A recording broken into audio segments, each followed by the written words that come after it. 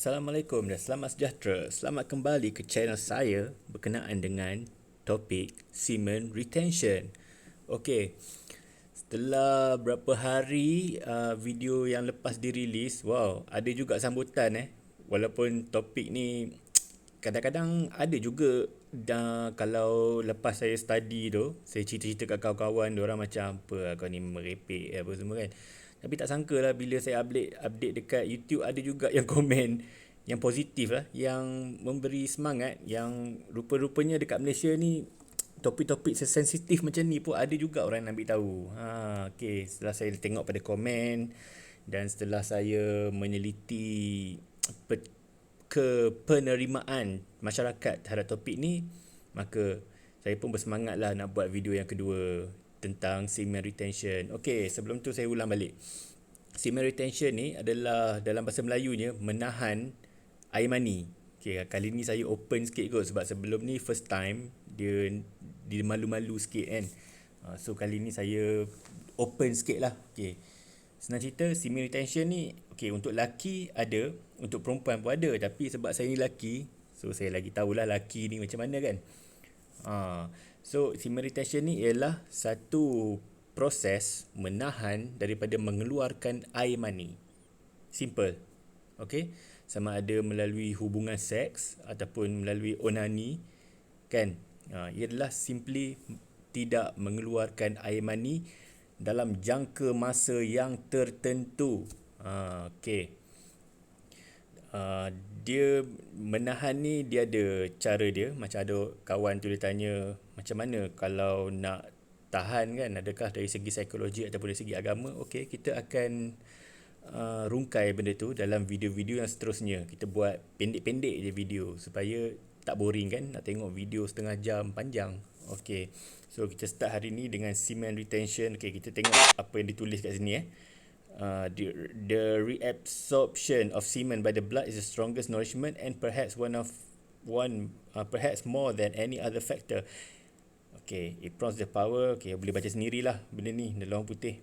Okay, cerita dia macam ni.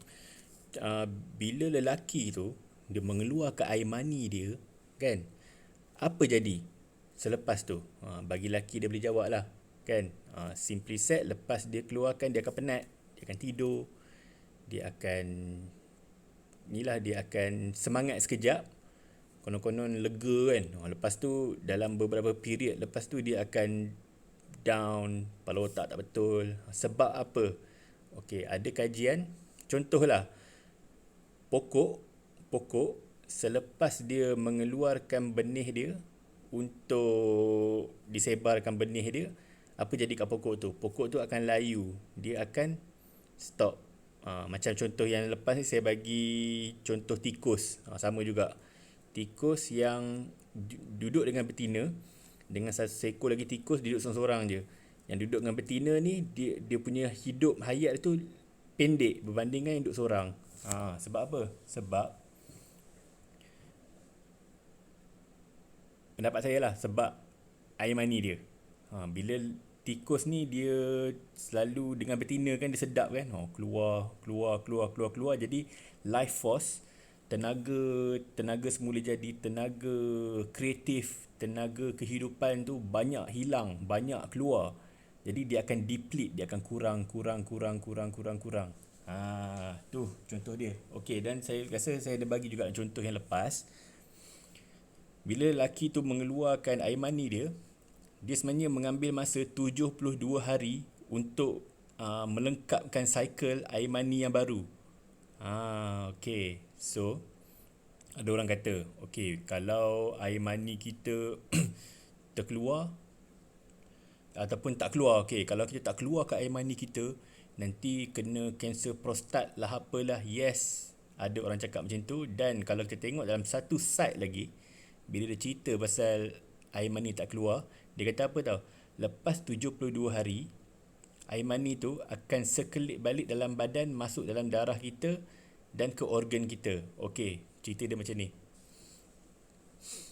Air mani nak dijadikan air mani tu, dia akan ambil the best blood the best protein, segala yang the best dalam badan kita ni, dia akan ambil, dia akan proses untuk jadikan air mani. Dia akan ambil the best sahaja. Jadi the best sahaja tu kumpul kat situ. Kalau air mani tu dikeluarkan, dia kena kumpul lagi the best, nak jadikan yang sikit tu. Okay. So bila kerap sangat keluar, hari-hari keluarkan ataupun sehari 2 kali keluarkan, tak gila badan kita nak kena keluarkan segala protein-protein dan zat-zat yang bagus-bagus tu, iron semua, untuk jadikan balik air mani tu. Kan? Jadi bila selepas 72 hari benda tu tak dikeluarkan langsung, mana dia pergi? Dia akan pergi balik ke badan dan dia akan tampal balik mana organ-organ kita yang tak elok, yang dah rosak dia akan pergi tampal balik kat situ. Jadi apa maksud dia? Maksud dia selepas 72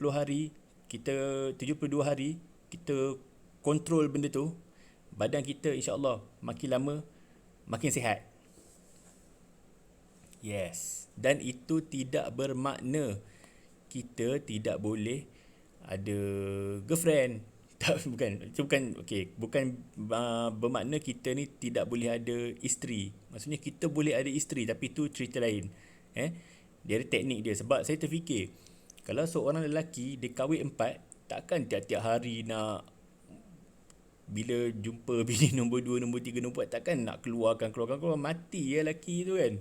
Memang lemau lah dia kalau hari-hari nak settlekan benda tu. Jadi saya terfikir, apa benda yang sebenarnya, orang kata apa, mesti ada benda yang diorang buat supaya diorang ni boleh sustain. Saya ada jumpa lah benda tu. Macam kawan cakap, kenapa, macam mana nak puas tanpa mengeluarkan air mani tu. Saya dah jumpa teori dia lah. Sebab saya sendiri pun mana ada ni kan. Okay. Teori dia saya jumpa. Okay, kita cukup sampai situ lah yang tu.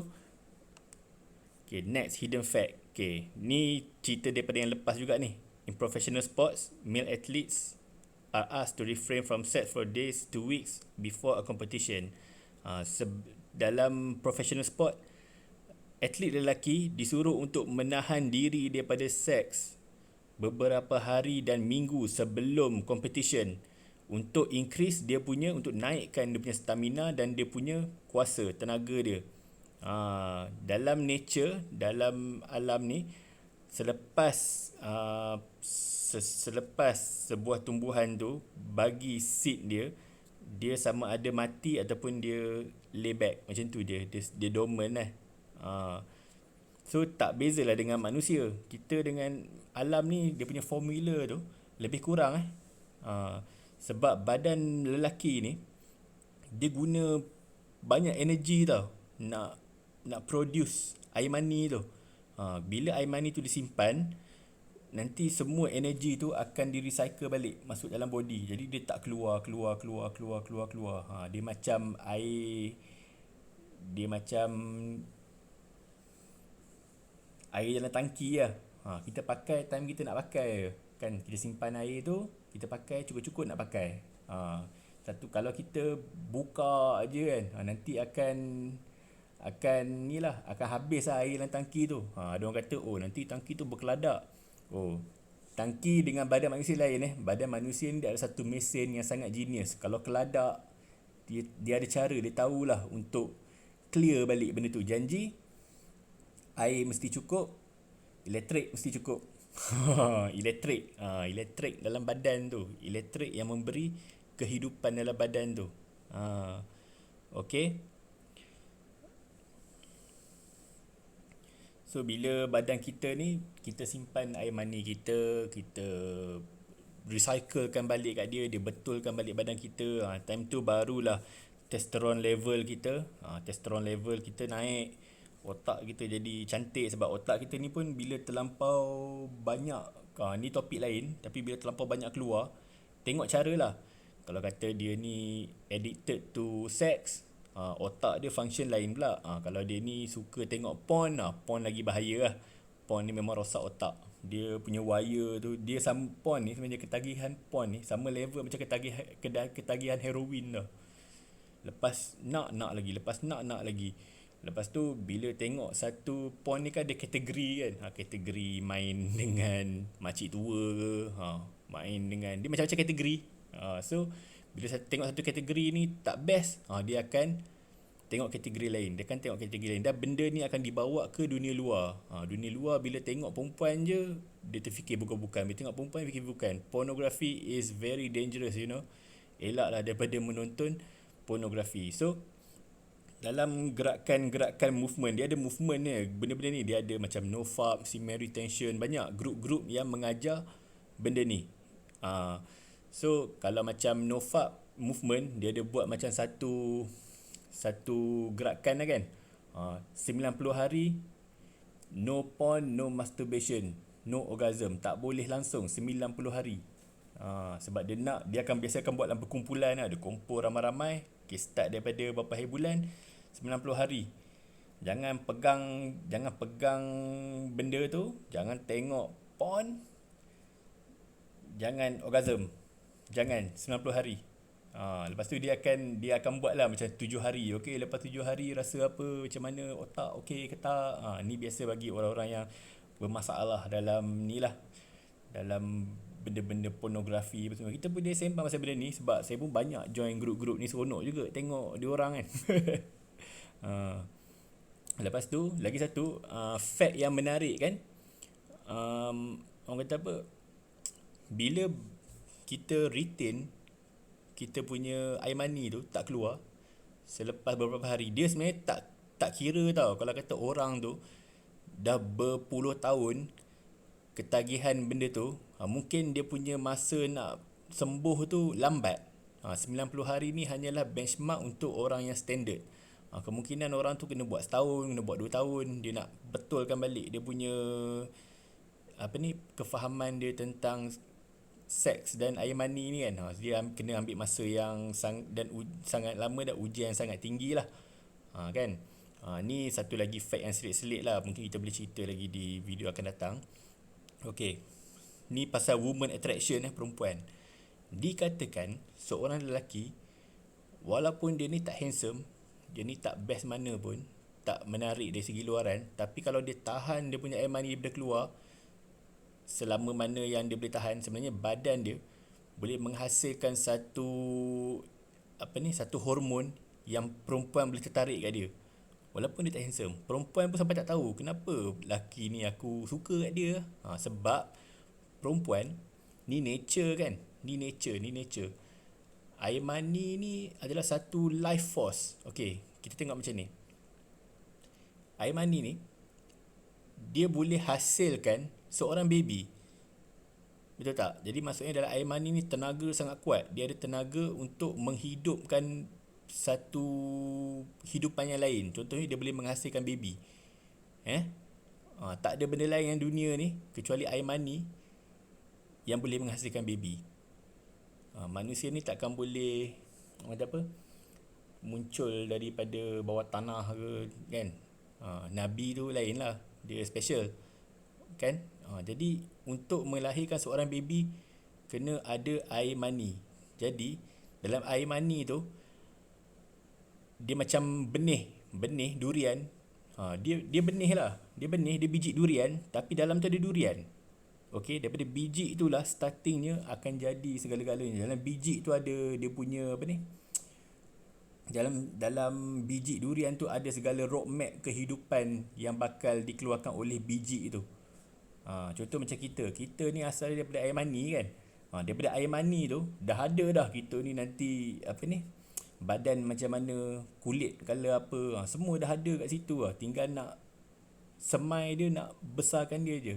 Okey, so maksudnya tenaga yang digunakan untuk buat benda ni sangat tinggi. Tenaga dalam badan lelaki tu. Sebab tu bila dia dah keluar, kalau kena pula keluar dengan cara sangat membazir, keluar dalam stokin ke, keluar dalam lubang jamban ke, dia sangat rugi lah kan. Sedangkan benda tu boleh digunakan untuk melahirkan baby, dia boleh digunakan untuk, dia boleh recycle balik dalam badan seorang lelaki tu untuk menjadikan lelaki tu lebih sihat. Tapi disebabkan zaman sekarang ni dengan banyaknya pornografi dengan banyaknya iklan yang memaparkan perempuan yang menaikkan nafsu. So dia merosakkan lelaki punya fahaman, pandangan seorang lelaki tentang wanita dan juga tentang air mani dia. Zaman sekarang pula ada juga masyarakat ni diajar kalau stres balik rumah main dengan bini, bagi keluar baru lega, besok baru boleh buat kerja. Apalah kan. Tapi pada saya tak percaya benda tu, sebab bini ni untuk disayangi, bukan untuk tempat mengeluarkan air mani. Ending dia bini jadi macam patung je. Balik rumah marah-marah, tengok bini sedap gagak-gagak, lepas tu keluar lega tidur, lepas tu pergi kerja. So macam fucked up lah. Perempuan tu rasa tak dihargai, dia rasa macam hanyalah alat mainan pemuas nafsu semata-mata. Seronok cakap benda-benda sini. Okay lah, tak boleh cakap banyak sangat, nanti tak ada idea untuk video akan datang. Okay, last but not least, ni antara penyebab lelaki zaman sekarang menjadi tidak produktif, menjadi tak best, sebab dia banyak mengeluarkan tenaga dia di tempat yang tak sepatutnya. Dia boleh gunakan tenaga tu untuk menarik perempuan, untuk dapat perempuan yang sebenar, daripada dia membazir di depan komputer yang tak betul. Yang tak real pun, tapi rasa macam real. Sebab otak kita ni tak dapat detect tau, sama ada benda yang kita dapat tu betul atau tak betul. Dia tak dapat detect sama ada ia real atau ia fake. Jadi apa yang kita rasa, otak kita akan program, dia akan terus kata benda tu betul. So itulah saja untuk hari ni. Kalau ada yang nak cerita topik-topik yang lagi spesifik, boleh komen dekat bawah atau bagi idea. Nanti bolehlah saya nak cerita sikit pasal benda ni. Okey, itu saja. Assalamualaikum dan selamat berjumpa lagi. Bye bye. Jangan lupa like dan subscribe. Okey, dan jangan share, malu kat orang. Okey, bye.